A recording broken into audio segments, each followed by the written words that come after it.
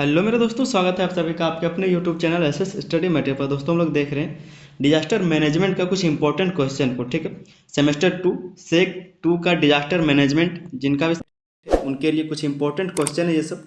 इसको आप लोग देख के जाइए। जरूरी नहीं कि यहाँ पर हम जो भी लिख के आए हैं वही सेम आपका क्वेश्चन वहाँ पर रहेगा। ठीक है, क्वेश्चन का आप मतलब समझिए कि क्या पूछ रहा है, उत्तर क्या देना है आपको। हम यहाँ पर जो बताएंगे जरूरी नहीं कि ऐसा ही सेम सेम आएगा। क्वेश्चन को थोड़ा सा घुमा सकता है लेकिन यही सब रहेगा। ठीक है, इसमें जो सबसे पहला क्वेश्चन है वो है बादल फटने के कारण और इससे होने वाले प्रभावों का विश्लेषण कीजिए। बादल फटने के कारण और इससे होने वाले प्रभावों का विश्लेषण कीजिए।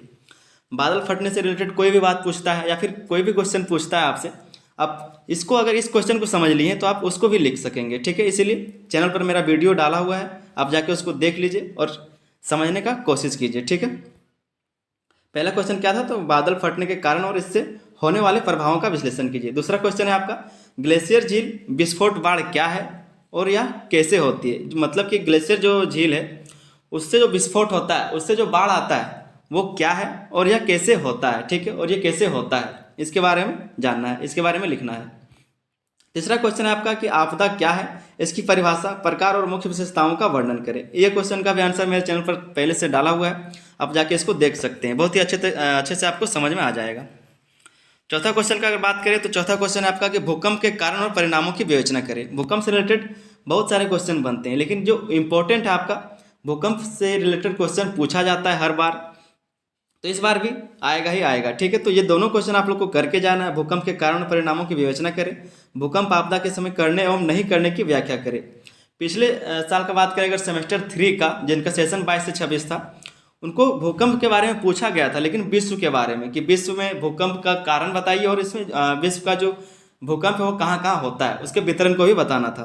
इस तरह से क्वेश्चन उस सेमेस्टर में पूछा गया था, लेकिन आपसे इसी तरह से ही पूछा जाएगा पर भूकंप के बारे में पूछा जाएगा। हो सकता है जो हम लिख के आए उसी तरह से पूछ दे या फिर हो सकता है इसी को घुमा के पूछ दे। तो क्वेश्चन क्या है कि भूकंप के कारण और परिणामों की विवेचना करें और भूकंप आपदा के समय करने एवं नहीं करने की व्याख्या करें। भूकंप आपदा के समय क्या करना चाहिए और क्या नहीं करना चाहिए, इन सब बातों का आपको ध्यान रखना है। और एक बात आप याद रख लीजिए कि डिजास्टर मैनेजमेंट जो है आपका आपदा प्रबंधन में लगभग सभी क्वेश्चन का जो आंसर रहेगा आपका सेम ही रहता है, क्योंकि सारे का आंसर जो एक तरह ही देखने में लगता है। एक तरफ अगर एक दो क्वेश्चन को आप समझ लिए तो लगभग सभी क्वेश्चन का आंसर आप आराम से दे सकेंगे, क्योंकि सभी में वही लिखना रहता है। जैसे कि आपका वनाग्नि के बारे में लिखना हो, भूस्खलन के बारे में लिखना हो, भूकंप के बारे में लिखना हो, सुनामी के बारे में लिखना हो या फिर बाढ़ के बारे में लिखना हो, सब कुछ के बारे में आपका जो आपदा है उसी के बारे में पूछता है। उसकी विशेषताओं को पूछेगा, कारण को पूछेगा, उसका वितरण पूछेगा, कैसे होता है इसके बारे में पूछेगा। तो लगभग लगभग सब कुछ सेम ही रहता है, बस कुछ आपको समझ के जाना है, थोड़ा सा पढ़ के जाइएगा तो आप खुद से ही सारा आंसर बना लेंगे। छठा नंबर क्वेश्चन आपका संवेदनता क्या है, आप आपदा संवेदनता के प्रकारों का वर्णन करें। ये क्वेश्चन पिछले सेमेस्टर में भी नहीं पूछा गया था, तो हो सकता है इस बार पूछा जाएगा। सातवां नंबर क्वेश्चन है आपका सूखा पड़ने के प्रमुख कारणों तथा सूखे के प्रभावों का विवरण दीजिए। सूखा से रिलेटेड क्वेश्चन पूछा जाता है लेकिन जरूरी नहीं कि ऐसा ही पूछेगा, सूखा से अलग क्वेश्चन पूछ सकता है। आप अगर इसको पढ़ के जाते तो आप उस क्वेश्चन को भी लिख लेंगे, क्योंकि सब कुछ एक ही जैसा लिखना रहता ही है। आठवां नंबर क्वेश्चन है कि भारत में वनाग्नि के कारणों एवं प्रभावों का वर्णन करें। भारत में वनाग्नि के कारणों एवं प्रभावों का वर्णन करें। भारत में जो वन में आग लग जाता है, या फिर आपका क्वेश्चन दावानल से आ सकता है। तो इस तरह का दोनों क्वेश्चन अगर कोई पूछता है तो आपको आंसर यही लिखना है। अगर आप इसको समझ लेते हैं तो आप इससे जो वनाग्नि से रिलेटेड कोई भी क्वेश्चन पूछता है, इसकी विशेषताओं को पूछता है या फिर कारण को पूछता है, प्रभाव को पूछता है, परिणाम को पूछता है, तो आप उसको आराम से लिख सकेंगे। 9 नंबर क्वेश्चन है कि प्रकोप एवं आपदा को परिभाषित करें एवं इसके प्रकारों की विवेचना करें।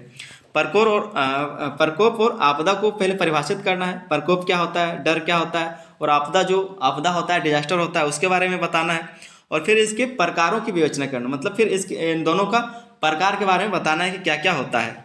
10वां नंबर क्वेश्चन है कि राष्ट्रीय आपदा प्रबंधन प्राधिकरण एनडीएमए की विवेचना करें। ये क्वेश्चन आपका 5 नंबर में पिछले सेमेस्टर में आया था, सेमेस्टर 3 में, लेकिन इस बार हो सकता है इसको 15 नंबर में दे। 11 नंबर क्वेश्चन है आपका कि चास नाला कोयला खदान में हुए आपदा के बारे में विस्तार से बताएं। चास नाला कोयला खदान में हुए आपदा के बारे में विस्तार से बताएं। पिछले बार जो है आपका भोपाल गैस ट्रेजेडी के बारे में लिखने के लिए आया था, हो सकता है इस बार चास नाला के बारे में आए, या फिर कुछ और मतलब कि भुज के बारे में दे सकता है कि भुज में जो आया था भूकंप उसके बारे में लिखने को कहा जा सकता है। तो 11 नंबर क्वेश्चन आपका चास नाला कोयला खदान में हुए आपदा के बारे में विस्तार से समझाइए, ये है। और 12 नंबर क्वेश्चन आपका है भोपाल गैस त्रासदी पर एक निबंध लिखें। ठीक है, तो ये सब कुछ इंपॉर्टेंट क्वेश्चन था। मिलते हैं अगले वीडियो, तब तक के लिए धन्यवाद, जय हिंद।